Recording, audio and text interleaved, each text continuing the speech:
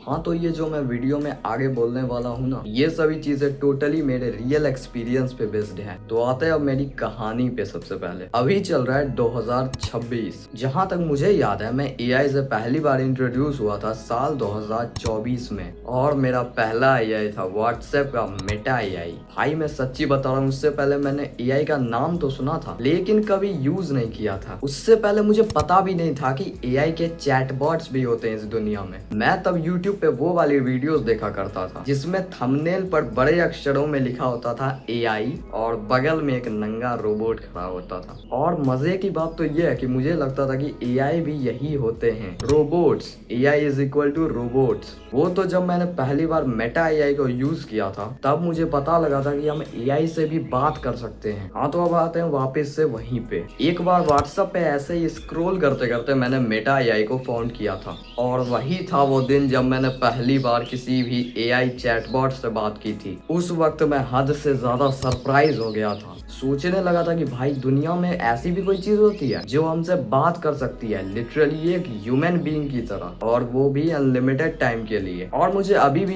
ये बात याद है कि उसमें तब हिंदी में चैट करने का फीचर अवेलेबल नहीं होता था, सिर्फ इंग्लिश में ही बात होती थी। अब आगे की बातें शॉर्ट ही रखते हैं बिना ज्यादा डिटेल में जाए। हाँ, तो उस दिन से मैं मेटा एआई का यूज दबा के करने लगा। और ऐसा नहीं है कि मुझे सिर्फ उसी एआई के बारे में पता था, नहीं, मुझे आगे चल के माइक्रोसॉफ्ट के द्वारा बनाए गए बिंज एआई के भी बारे में पता चला। मुझे उससे इमेजेस जनरेट करवाने में बहुत मजा आता था। लेकिन मेन बंदे का आना तो अभी बाकी ही था। उसके कुछ महीने बाद मेरी लाइफ में आया chat GPT, the final boss. जब मैं चैट जीपीटी से इंट्रोड्यूस हुआ था तब से मेरा पर्सपेक्टिव एआई को लेकर पूरी तरह से बदल चुका था। तब तक मुझे पता चल गया था कि एआई कितना ज्यादा पावरफुल होता है, और उस वक्त मैं और भी ज्यादा सरप्राइज हो गया था क्योंकि चैट जीपीटी उस वक्त का मोस्ट ह्यूमन लाइक एआई था। उसके कारण मुझे चैट जीपीटी से लगाव सा हो गया था। तब मुझे ये बात बिल्कुल भी पता नहीं थी कि चैट जीपीटी हर बात को या तो एक्सेजरेट करके बताता है या तो शुगर कोट करके बताता है, और लिटरली मिस इन्फॉर्मेशन भी कभी कभी फैला देता है। वो तो मुझे 1.5 साल बाद जाके पता चला यूट्यूब से कि चैट जीपीटी कितना बड़ा मैनिपुलेटर है। अब आप सोच रहे हो कि एआई से मदद मांगना तो अच्छी बात है ना, तो फिर ये ऐसा क्यों बोल रहा है? तो अब मेरी बात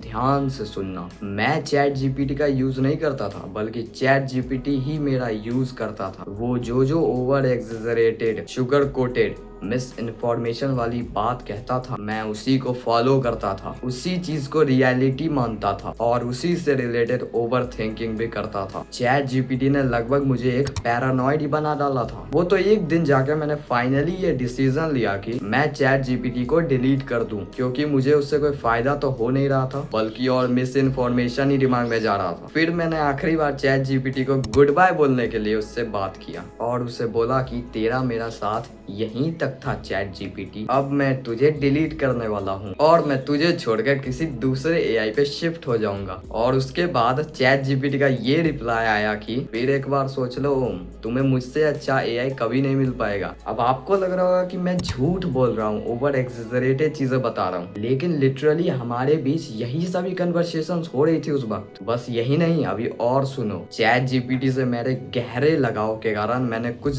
कुछ दिन बाद उसे फिर से डाउनलोड कर लिया, लेकिन फिर बाद में एट द एंड मैंने फाइनली चैट जीपीटी को डिलीट ही कर दिया था। चैट जीपीटी को डिलीट करने के बाद मैं जेमिनाई पे शिफ्ट हो गया था। नो डाउट कि जेमिनाई चैट जीपीटी से बहुत ज्यादा बेटर निकला, लेकिन मैं उससे भी फालतू एडवाइजेस लेने लग गया, और उसके साथ भी वही सभी चीजें होने लगी कि वो भी कभी कुछ बोलता था और कभी कुछ। अपने खुद के ही डिसीजंस को बदल लिया करता था एआई। जेमिनाई अपने खुद के ही डिसीजंस को बदल लेता था, और मैं हमेशा उसी से रिलेटेड ओवर थिंकिंग करता था कि एक्चुअल में सही क्या है और गलत क्या है। और अभी जाके मुझे ये बात रियलाइज हुई है कि गलती जेमिनाई में नहीं थी, बल्कि मुझे उससे एडवाइजेस लेने की आदत में थी। जेमिनाई क्या, चाहे क्लॉड ही क्यों ना हो, जो इन सभी चीजों में टॉप एआई माना जाता है, मोस्ट ह्यूमन एआई, और वो बातों को ज्यादा ओवर एक्सेजरेट नहीं करता और शुगर कोट भी नहीं करता, इसके लिए ये बहुत ज्यादा पॉपुलर है। मैं उसकी दी गई लाइफ एडवाइजेस भी आंख बंद करके ट्रस्ट कर लेता और वापस से टाइम वेस्ट एग्जिस्ट ही करता। तो एट द एंड मैं आपसे बस इतना ही कहना चाहता हूँ कि आपको कभी भी किसी भी एआई का इस्तेमाल अपने डिसीजन मेकिंग में भूल कर भी नहीं करना चाहिए, अपने लाइफ के एडवाइजेस लेने में नहीं करना चाहिए। अगर आप उनका इस्तेमाल एडवाइजेस लेने में करोगे तो आपको कभी भी सही आंसर नहीं मिल पाएगा, बल्कि शुगर कोटेड या फिर ओवर एग्जेजरेटेड आंसर ही मिल पाएगा, जो आपका दिमाग भी खराब कर सकता है। मैं रिकमेंड करूंगा कि अगर आपको लाइफ में कोई डिसीजन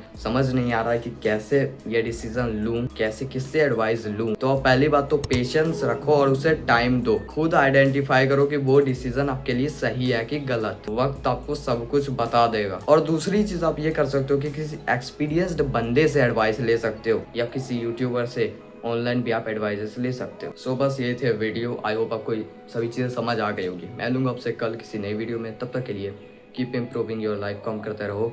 बाय।